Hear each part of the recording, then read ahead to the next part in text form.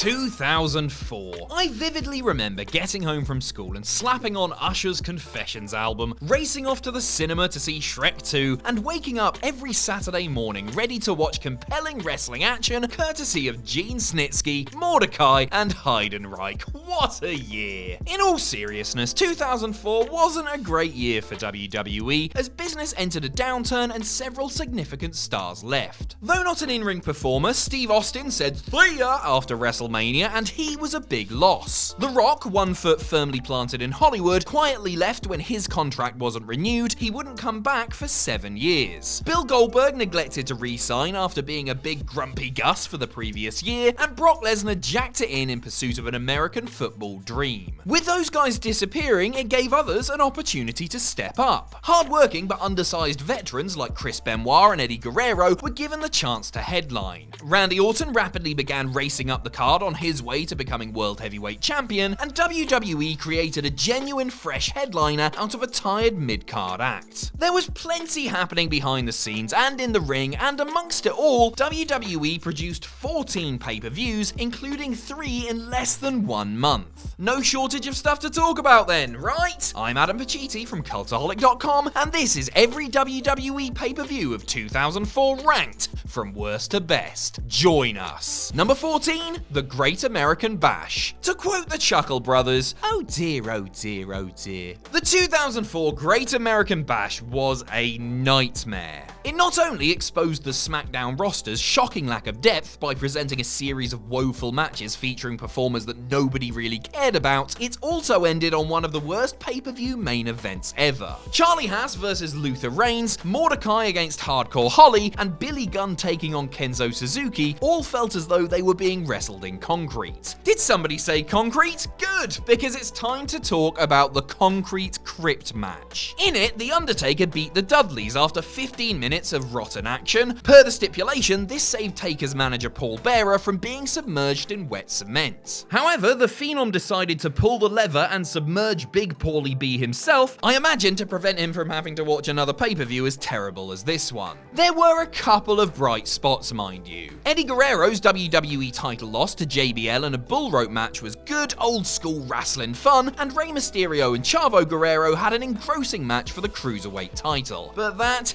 is about it. Even the opener, a 4-way United States title match between Booker T, Rob Van Dam, Rene Dupree, and John Cena was disappointing. Number 13, Armageddon. Armageddon 2004 was another bad night for the Blue Crew, but on the plus side, nobody was being murdered by being buried alive in concrete. The show was bookended by 2 very entertaining matches. However, everything in the middle was pretty bad or otherwise forgettable. Like a Subway sandwich, when they have that nice bread that you like and they toast it just right, but the teriyaki chicken is lukewarm and they ran out of fresh jalapenos. Savages. In the opener, Rey Mysterio and Rob Van Dam defended their tag titles against Rene Dupree and Kenzo Suzuki in a good long match. And in the main event, JBL successfully defended the WWE title against Eddie Guerrero, Booker T, and The Undertaker in another long match that really gathered steam towards the end. As for the rest of the card, Daniel Puder beat The Miz in a tough enough boxing match. Considering eventual winner Puder was trained in MMA and in there with The Miz of all people, it probably shouldn't have went the distance. But it did, and I had to watch it. The Bashams beat Hardcore Holly and Charlie Haas in your average velocity main event. John Cena retained the US title by beating Jesus to a pulp. I mean, Cena just crucified him out there. Get it?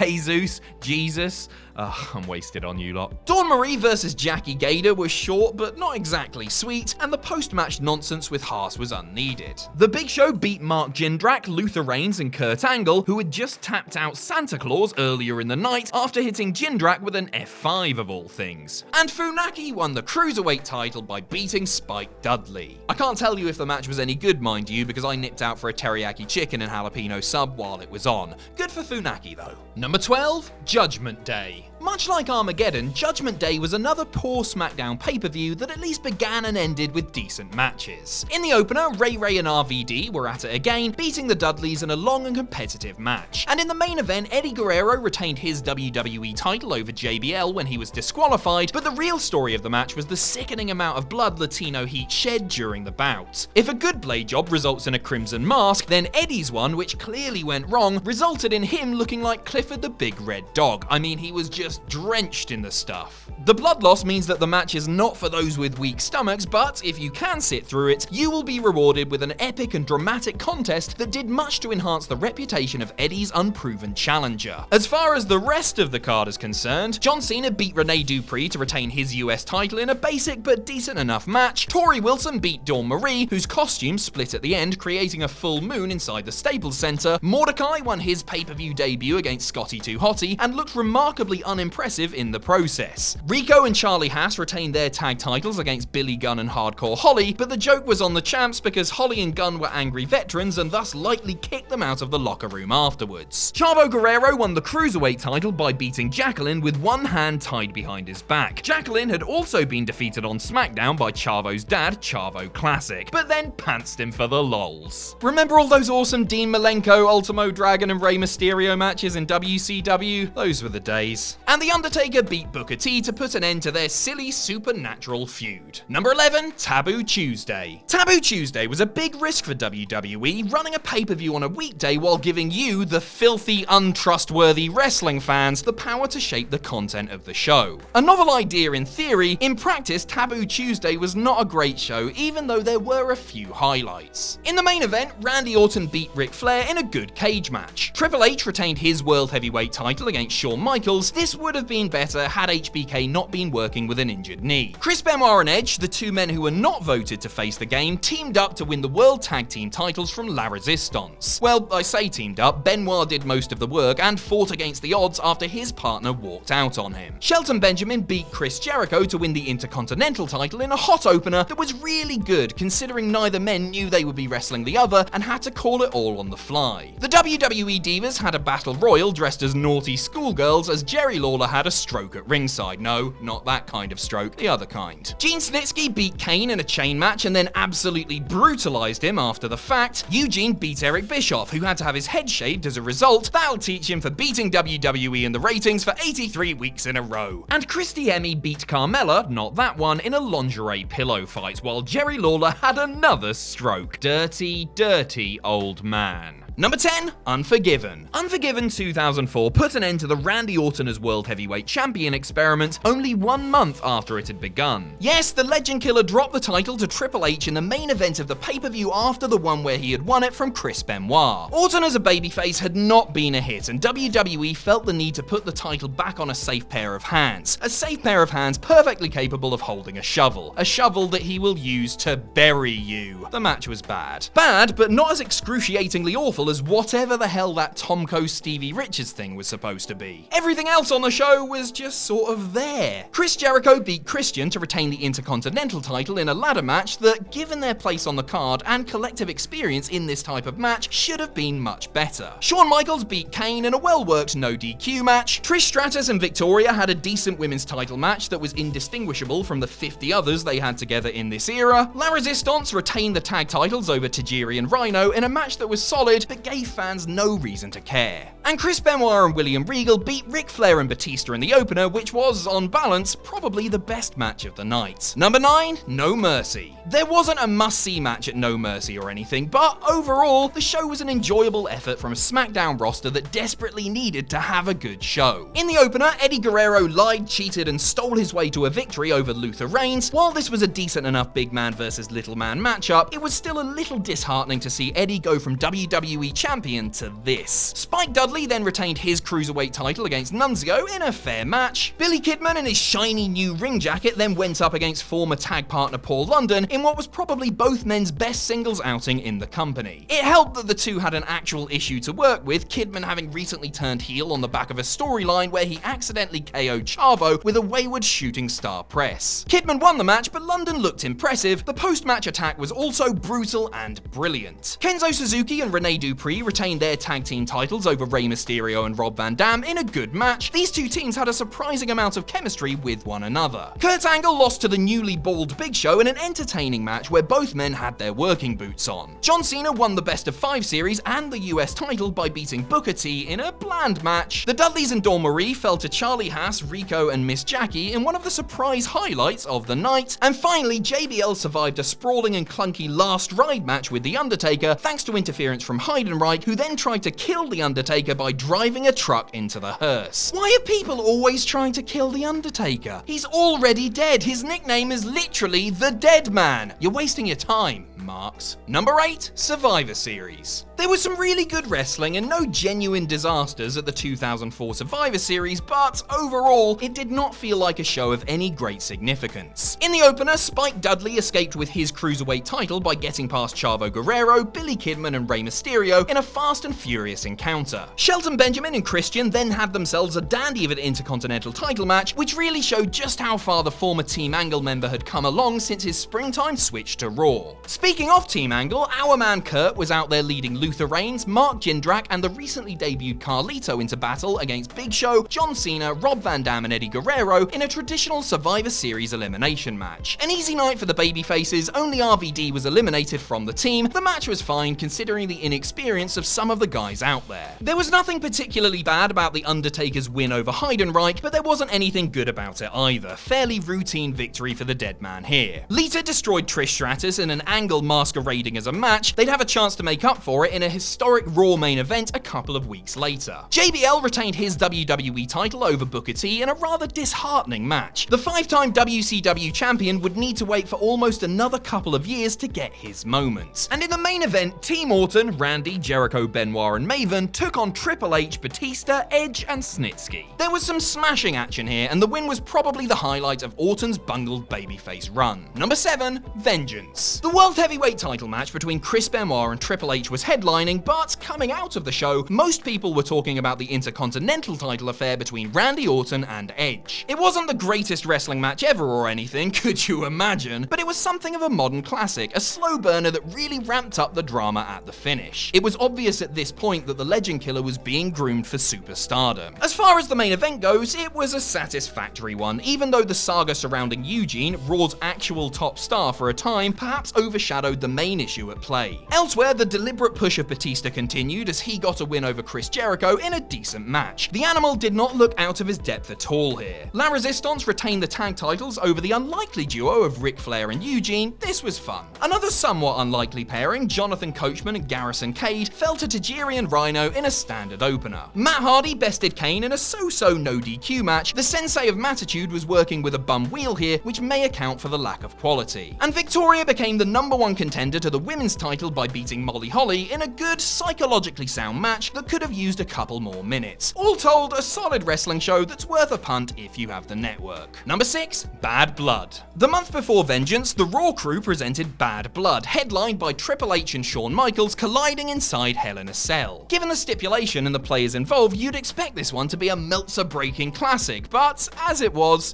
just okay. The ideas were sound and the work was tight, but it was just too bloody long. I like Triple H and I like Shawn Michaels and I like seeing them try to hurt each other with weapons, but I don't want to watch it unfold over 50 minutes. If I'm dedicating 50 minutes to anything, it's got to be a classic episode of Stars in Their Eyes. The real match of the night was Chris Benoit's successful World Heavyweight title defense against Kane. A proper David versus Goliath struggle that was probably the Big Red Machine's best bout in years. The Crippler pulled double duty, teaming with Edge in the opener to unsuccessfully challenge La Resistance for the World Tag titles. The match was going just fine before the mayor of Knox County wandered out to ruin it all. Elsewhere, Chris Jericho's ho-hum 2004 continued with a victory over Tyson Tomko. Kept short and simple, this was probably the best showing from Christian's bodyguard to that point. Trish Stratus won the women's title in a 4-way featuring champion Victoria, Lita, and Gail Kim. At a shade under 5 minutes long, this could have used a few more minutes to really develop. Jonathan Coachman did the honors for Eugene in a pure comedy match, and if you're going into a match featuring the Coach and Eugene expecting anything other than a minor farce, then shame on you. And Randy Orton retained his Intercontinental title over Shelton Benjamin in a good NWA-style match. Number 5, SummerSlam. The unpredictable reactions of the fans inside Toronto's former Air Canada Centre led to many references on commentary of being in Bizarro World. But the crowd's insistence on going against script only added to the fun of it all. And SummerSlam 2004 was a fun show, with a couple of standout matches and plenty of talking points coming out of it. In the main event, Randy Orton became the youngest world champion in history at 24, beating Chris Benoit in a really good match to firmly establish him as a main eventer and face of the company for a month, until Triple H pedigreed him back in line. Speaking of the cerebral assassin, he was on hand here to, for all intents and purposes, put paid to the Eugene main thing. Triple H's manipulation of and eventual turning on Eugene had been the focal point of Raw for some time, but the match was a slight disappointment. JBL beat The Undertaker by disqualification to retain the WWE title, but then took a chokeslam through the roof of his own limo after it, so how's about that for karma? Kurt Angle got the better of Eddie Guerrero in a really good and well-structured wrestling match. Considering Angle was fresh off another broken freaking neck and Eddie was going into the match with a dodgy hamstring, this was great. Edge retained the IC strap in a disjointed triple threat match with Chris Jericho and Batista. Kane beat Matt Hardy in a short till death do us part match, meaning he was contractually allowed to marry Lita. Look, we're one SummerSlam away from the custody of an actual child being at stake, so don't roll your eyes at the big red love machine's exploits here. John Cena won match 1 of the best of 5 series with Booker T, and the night kicked off with a rapid 6-man between the Dudleys and Rey Mysterio, Paul London and Billy Kidman.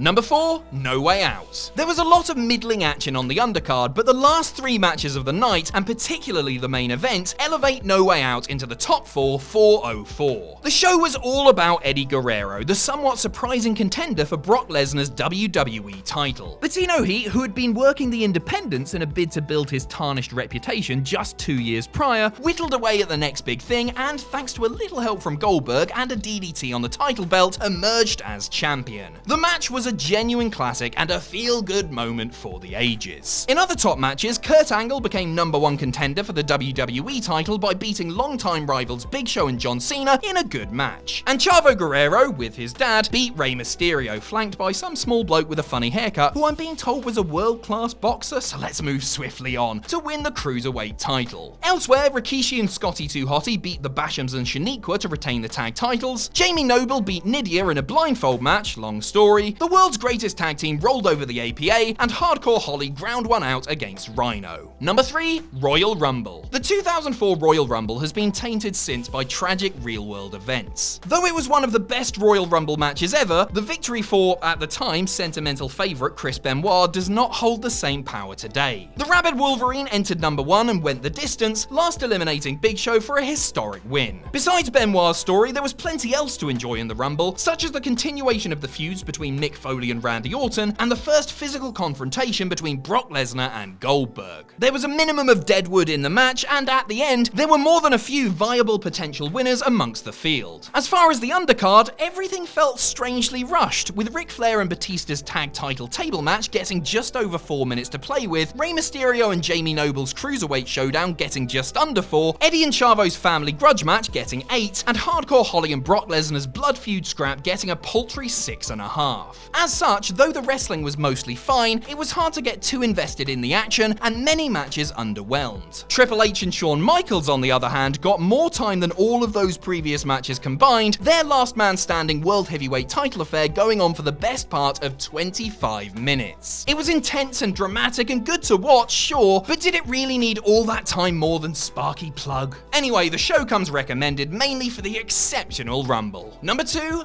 Backlash. In a rematch from the WrestleMania 20 topliner, Chris Benoit once again met Shawn Michaels and Triple H with the World Heavyweight title on the line. This time, the Crippler was walking in as champion and had a distinct home field advantage, with the show taking place in Edmonton, Alberta, Canada. This was another sensational match, perhaps even a shade better than their Mania Classic, with Benoit forcing Michaels to tap out to the sharpshooter to clinch it. It won't make up for the screw job, but it's nice that they try, eh? However, the main story once again coming out of the show was Randy Orton, who put on a classic Hardcore Rules Intercontinental title match with Mick Foley. Proving that he was more than just a pretty face and a beautiful rock-hard body, Orton took some lumps here, including a back-first bump into thumbtacks and a big spill off the side of the stage. Not to be outdone, Foley also endured his fair share of punishment, as he was born to do. In the end, the Legend Killer put the Hardcore Legend down with an RKO on a barbed wire bat for a hard-fought victory. Many point to this performance as the one that truly elevated Orton in the same way that Triple H was elevated by Foley in their street fight at Royal Rumble 2000. I reckon the Evolution lads owe Mrs. Foley's baby boy a couple of steak dinners, if you ask me. Elsewhere on a jam-packed show, Shelton Benjamin got a big win over Ric Flair in a good match, Chris Jericho bested Christian and Trish Stratus in a fun intergender handicap match, Victoria retained her women's title against Lita, Hurricane and Rosie beat La Resistance thanks to a little help from Eugene, the coach beat Tajiri for some reason, and Edge saw off Kane in his first match in over a year after major neck neck surgery. Number 1, WrestleMania 20. Number 1 is WrestleMania 20, where it all begins again.